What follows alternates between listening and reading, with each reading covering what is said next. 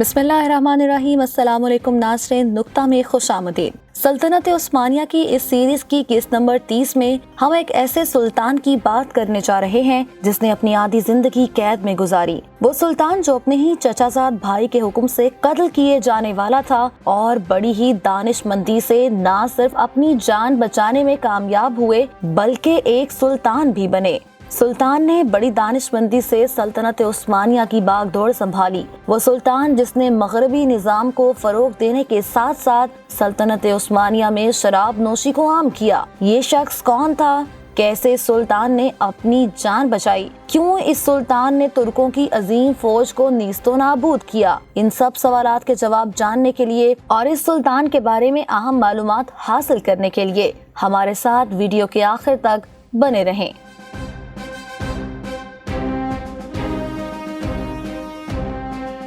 سلطان محمود دوئم سلطنت عثمانیہ کے 30ویں سلطان تھے۔ سلطان محمود دوئم رمضان کے مہینے میں 20 جولائی 1785 کو پیدا ہوئے۔ سلطان محمد دوئم سلطنت عثمانیہ کے 27ویں سلطان عبدالحمید اول کے فرزند تھے، جبکہ سلطان محمد دوئم کی والدہ نقش دل تھیں۔ نقش دل کے بارے میں تفصیلی ویڈیو جاننے کے لیے ہماری ویڈیو دیکھیں جس کا لنک ڈسکرپشن باکس میں موجود ہے۔ سلطان محمد دوئم سلطان عبدالحمید اول کے سب سے چھوٹے بیٹے تھے۔ عثمانیوں کی روایات کے مطابق باقی سلاطین کی طرح سلطان محمد دوئم کو ان کے والد کی وفات کے بعد قفس میں قید کر دیا گیا۔ ناظرین، جیسا کہ قسط نمبر 29 میں ہم نے آپ کو بتایا تھا کہ سلطان مصطفیٰ چہارم نے حکم دیا تھا کہ محمود دوئم اور ان کے بھائی کو قتل کر دیا جائے۔ 1808 میں سلطان محمد دوئم کے سوتیلے بھائی سلطان مصطفیٰ چہارم نے بغاوت کو ناکام بنانے کے لیے اپنے کزن سلطان سلیم سوئم کے ساتھ ان کو پھانسی دینے کا حکم دیا۔ سلطان سلیم سوئم کو قتل کر دیا گیا، لیکن سلطان محمد دوئم کو ان کی والدہ نے نہانے والی بھٹی میں چھپا دیا، جس کی وجہ سے سلطان محمد دوئم کی جان بچ گئی۔ باغیوں نے سلطان مصطفیٰ چہارم کو معزول کرنے کے بعد محمود دوئم کو تخت پر بٹھا دیا۔ سلطان مصطفیٰ چہارم کو معزول کرنے والی بغاوت کے علمبردار مصطفیٰ پاشا تھے۔ مصطفیٰ پاشا بعد میں سلطان محمد دوئم کے وزیر خاص بن گئے۔ اس طرح سلطان محمد دوئم سلطنت عثمانیہ کے 30ویں سلطان بنے اور عالم اسلام کے 110ویں خلیفہ۔ مغربی مورخین نے سلطنت عثمانیہ کے خاتمے کے وقت محض برائے نام سلطان ہونے کی وجہ سے محمود کو اتنی شہرت نہ دی۔ ناظرین، سلطان محمد دوئم کے قتل کی کوشش کے حالات سے کچھ کہانیاں بنی ہوئی ہیں۔ 19ویں صدی میں عثمانی مورخ احمد سوید پاشا کی ایک کتاب میں بیان کیا گیا ہے کہ سلطان محمود دوئم کی ایک جارجین غلام سیوی نے جب سلطان سلیم سوئم کے قتل کے بعد محل میں ہنگامی حالات کا سنا تو اپنے پاس راکھ جمع کی۔ جب قاتل حرم کے حجرے کے قریب پہنچے جہاں پر سلطان محمد دوئم رہائش پذیر تھے تو اس لڑکی نے اپنے پاس رکھی راکھ کو ان قاتلوں کے چہرے پر ڈال کر قاتلوں کو عارضی طور پر اندھا کر دیا، تاکہ ایسا کرنے سے قاتل سلطان محمود دوئم سے کچھ دیر دور رہیں، جس سے سلطان کو بھاگنے کا موقع مل سکے۔ ایسا کرنے سے سلطان محمود کو اتنا وقت مل گیا کہ وہ کھڑکی سے حرم کی چھت پر چڑھ سکیں۔ سلطان محمود تیسری عدالت کی چھت کی طرف بھاگ گئے جہاں دوسرے لوگوں نے ان کو دیکھا اور انہیں کپڑے کے ٹکڑوں کے ساتھ نیچے آنے میں مدد کی جو سیڑھی کی طرح بندھے ہوئے تھے۔ اس وقت تک بغاوت کرنے والے ایک رہنما علمدار مصطفیٰ پاشا اپنے مسلح افراد کے ساتھ محل پہنچے اور وہاں سلطان سلیم سوئم کی لاش دیکھ کر، جس کے بارے میں ہم آپ کو اپنی پچھلی ویڈیو میں بھی بتا چکے ہیں کہ وہ کس مقصد کے تحت وہاں پر پھینکی گئی تھی، مصطفیٰ پاشا نے نیا بادشاہ سلطان محمود کو قرار دے دیا۔ ناظرین، جارجیا کی بہادر لونڈی کے بارے میں کلیئر ڈیوس نے اپنی کتاب دی پیلس آف توپ کاپی ان استنبول میں لکھا ہے کہ اس کمال بہادری دکھانے پر جارجیا سے تعلق رکھنے والی اس لونڈی سیوی کو اس کی بہادری اور وفاداری کی وجہ سے نوازا گیا اور اسے امپیریل حرم کا چیف خزانچی مقرر کر دیا گیا۔ سلطان کی بیویوں میں سے بزم عالم سلطان اور پرتیونیال سلطان مشہور ہوئیں۔ سلطان محمود کے 14 بیٹے تھے جن میں سے سلطان عبدالمجید اول اور سلطان عبدالعزیز قانومیہ نام ہے۔ سلطان کی 17 بیٹیاں تھیں جس میں سے عطیہ سلطان کا نام تاریخ میں واضح طور پر ملتا ہے۔ سلطان محمد دوئم کے سلطان بننے کے بعد ترکی کی روسیوں کے ساتھ سرحدی جنگیں شروع ہوئیں۔ 1810 میں روسیوں نے دوسری بار سیلیسٹری قلعے کا گھیراؤ کیا۔ جب فرانس کے نپولین اول نے 1018 میں روس کے خلاف جنگ کا اعلان کیا تو سلطنت عثمانیہ کی سرحد پر روسی جبر کا خاتمہ ہوا، جس سے سلطان محمود کو راحت ملی۔ نپولین اول نے عثمانیوں پر بھی روس پر حملے میں شامل ہونے کی دعوت دی، मगर नेपोलियन, जिसने इंग्लैंड और सल्तनत उस्मानिया के सिवा तमाम यूरोप पर हमला किया था, उस पर एतमाद नहीं किया जा सकता था। सुल्तान महमूद दोइम ने नेपोलियन अव्वल की पेशकश मुस्तरद कर दी। 28 मई 1812 को रूस के साथ बुखारेस्ट मुआहिदा तय कर लिया गया। बुखारेस्ट मुआहिदे के मुताबिक सल्तनत उस्मानिया ने मोल्डिया के मशरकी निसफ हिस्से को रूस के हवाले कर दिया, जिससे उस इलाके का नाम बसराबिया रख दिया गया। इस इलाके की तहफ़्फ़ुज़ की जिम्मेदारी अब रूस की थी।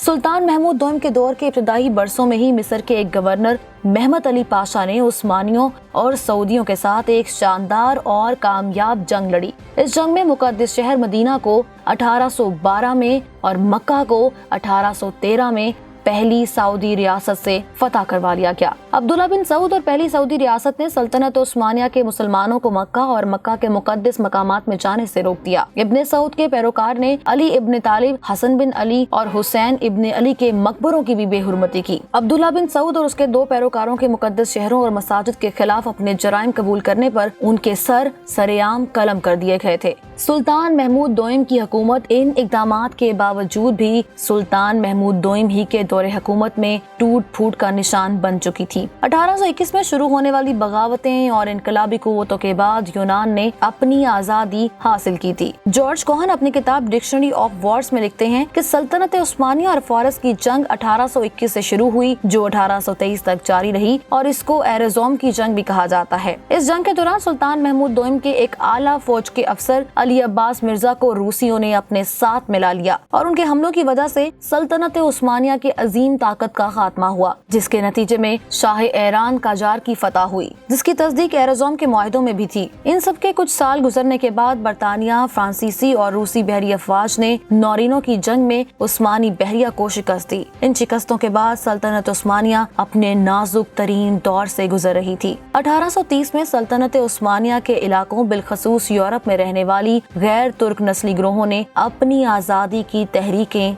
शुरू कर दी। नाजरीन, ये वो दौर था जिसके बाद सल्तनत उस्मानिया इख्तिताम के करीब थी। सुल्तान महमूद के सबसे काबिल जिक्र कार्रवाई जून 1826 में जेनिसरी फौज की तबाही है। सुल्तान महमूद दोइम ने सुल्तान सलीम की बनाई हुई जदीद उस्मानी फौज को और मुनज़्ज़म किया, जो कि जेनिसरीज को कुचलने के लिए काम आई थी, क्योंकि जेनिसरीज ने सुल्तान सलीम को फांसी दी थी और सुल्तान महमूद दोइम के अहकामात मानने से भी इनकार कर दिया था। सुल्तान महमूद ने बाकी बचने वाले जेनिसरीज को तबाह करने के लिए इस्तांबुल से बाहर बलगरात के जंगल को जला दिया, क्योंकि जेनिसरीज जंगल में छुपे हुए थे। सुल्तान महमूद दोइम के इस्लाहात का एक लाज़मी पहलू ये भी था कि उन्होंने 1826 में जेनिसरीज के खात्मे के बाद फौज के इख्तियारात को अपनी निगरानी में ले लिया और फौज में एक मुनज़्ज़म लिबास मुतारिफ करवाया, जिससे पुराने लिबास का खात्मा हो गया। सुल्तान महमूद दोइम ने सिविलियन ओहदेदारों को भी हुक्म दिया कि वो भी फौज से अलग होने के लिए इस तरह लिबास तब्दील करें।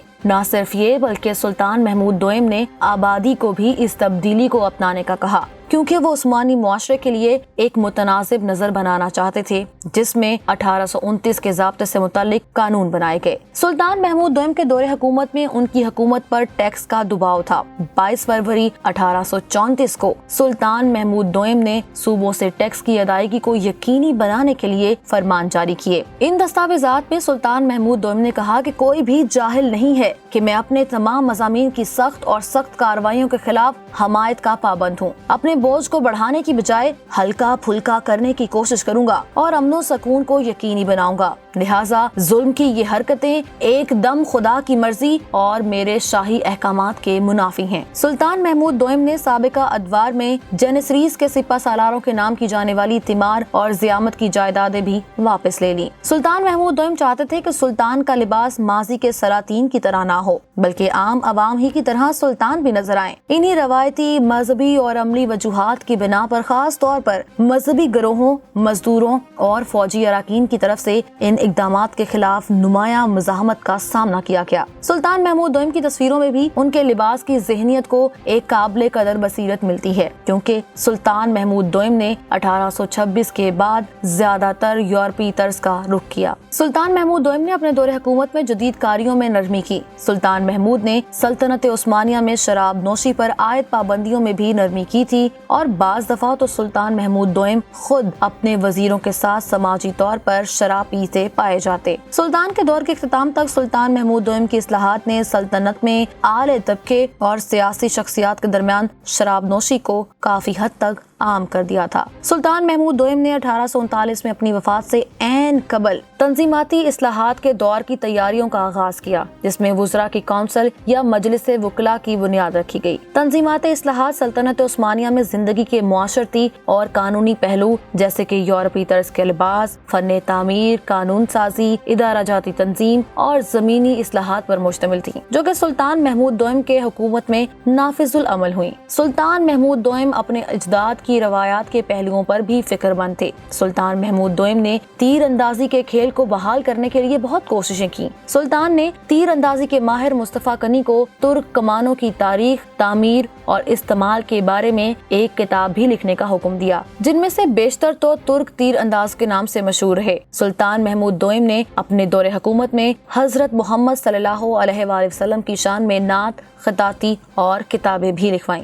سلطان محمود دوئم کے دور حکومت میں شاہ دوم کو دوبارہ قائم کرنے اور حکومت کی انتظامی کارکردگی کو بڑھانے کے لیے بیوروکریسی میں بھی بہتری لانے کی اصلاحات کروائیں۔ سلطان محمود نے پرانے دفاتر کو ختم کر کے ذمہ داری کے نئے خط متعارف کرائے اور تنخواہوں میں اضافہ کر کے رشوت خوری کا خاتمہ کر دیا۔ 1838 میں اس نے 2 ادواروں کی بنیاد رکھی، جس کا مقصد سرکاری اہلکاروں کی تربیت کرنا تھا۔ کلیولینڈ اور بنٹن نے اپنی کتاب history of the modern middle east میں لکھا ہے کہ 1831 میں سلطان محمود دوئم نے عثمانیوں کے سرکاری گزٹ کا اجرا کیا، جسے تقویم میں واقعی یا کیلنڈر آف دی ایونٹس کا نام دیا، اور یہ اخبار عثمانی یا پھر ترکی زبان میں شائع ہونے والا پہلا اخبار تھا۔ سلطان محمود دوئم 1839 میں تپیدق کی وجہ سے اس دنیا فانی سے رخصت ہوئے۔ سلطان محمود دوئم کے جنازے میں سلطان الوداع کے لیے آنے والے لوگوں کے ہجوم نے شرکت کی۔ سلطان محمود دوئم کے بیٹے عبد المجید اول ان کے جانشین بنے اور تنظیمات اصلاحات کی کوششوں کو عملی جامہ پہنانا شروع کر دیا۔ ناظرین، ہماری آج کی یہ ویڈیو کیسی لگی ہمیں کمنٹ سیکشن میں ضرور بتائیں، اور اس سیریز کی باقی قسطیں دیکھنے کے لیے ہمارے ساتھ بنے رہیے اور چینل کو سبسکرائب کرنا نہ بھولیں تاکہ آپ کو مزید ایسی معلوماتی ویڈیوز ملتی رہیں۔